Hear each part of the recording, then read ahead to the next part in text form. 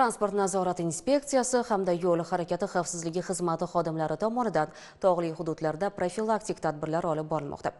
O'rganishlar davomida avtotransport vositalarining texnik holati ko'zdan kechirilmoqda.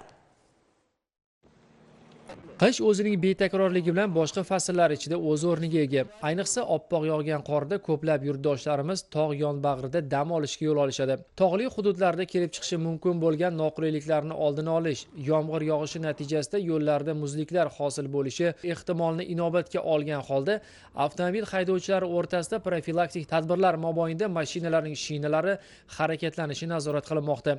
Nazorat tadbirlari davomida yengil mashinalar bilan birga kichik sig'imli jamoat transportlari holati ham ko'zdan kechirilyapti.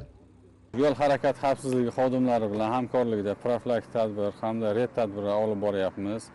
Haydovchilardan qishki mavsumga shinalarini hamda oyna tozalagichlarini soz holatdaligiga tekshirib, tavsiyalar olib berdik. Tadbirlarda inspektorlar haydovchilarga qoidalarga rioya qilish, tog'li hududlarda harakat mobaynida ehtiyot bo'lishni tushuntirishmoqda. Toshkent viloyati Bo'stonliq tumanida olib borilgan o'rganishlarda aniqlangan kamchiliklar bo'yicha haydovchilarga mashinalarning texnik holatini ko'zdan kechirish lozimligi aytib o'tildi. Eslatib o'tamiz, bu singari tadbirlar har yili o'tkazib kelinadi.